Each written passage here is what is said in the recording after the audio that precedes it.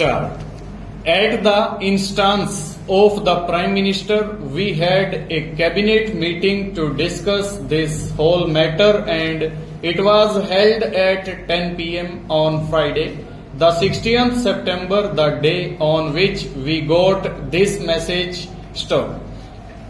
The Prime Minister fixed the meeting for 10 o'clock at night because Mr. Rama Rao's plane was expected to reach here about 8 o'clock in the evening, and it was thought that his presence at the cabinet meeting would help me and my colleagues in coming to a decision on this very difficult subject.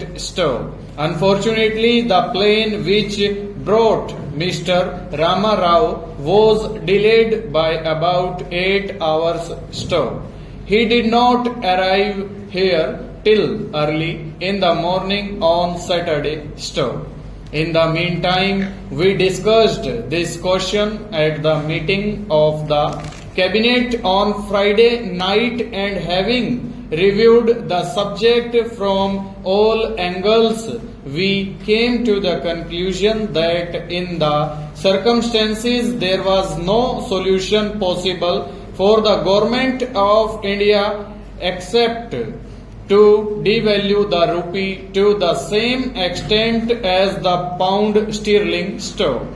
I should like to say before I proceed any further that although the British Chancellor of the Exchequer had categorically denied that there was any intention on the part of the UK government to devalue the pound sterling, it occurred to me from such indications as I gathered in London that the possibility of the pound sterling being devalued was not altogether to be dismissed.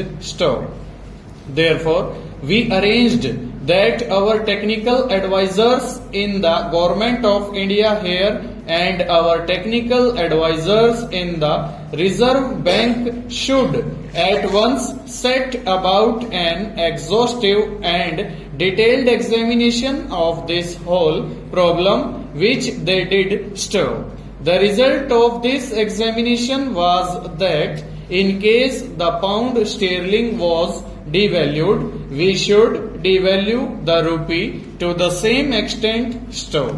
That same advice was given to me by Mr.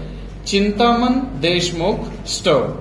In that opinion, the Governor of the Reserve Bank fully concurred. We held another meeting of the cabinet on Saturday morning, at which the Governor of the Reserve Bank was present, and the members of the cabinet therefore had an opportunity so to speak of reassessing the position in the light of the account which the Governor of the Reserve Bank brought to us of the whole position.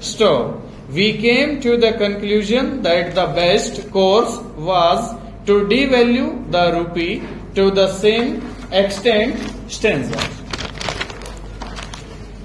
The meeting of the International Monetary Fund at Washington to consider the general revision of the exchange values of the currencies of all the member countries was being held on Saturday, the 17th, the day on which we came to our final decision.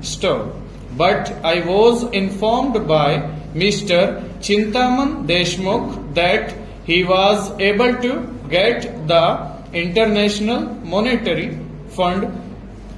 He was to postpone the examination of our case until Sunday so that we might have a little more time to examine the position.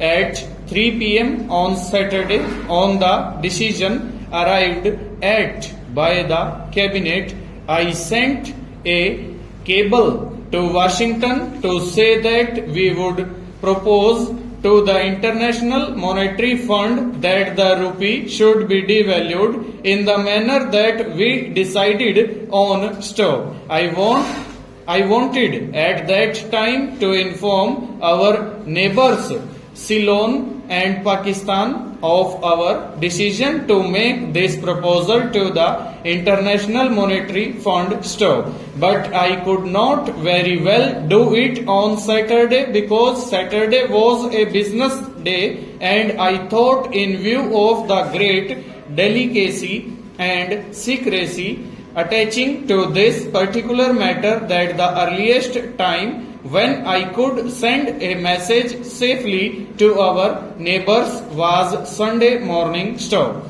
On Sunday morning, therefore, I dispatched two telegrams, one to the Ceylon government and the other to the Pakistan government, informing them that we were making this proposal to the International Monetary Fund stanza.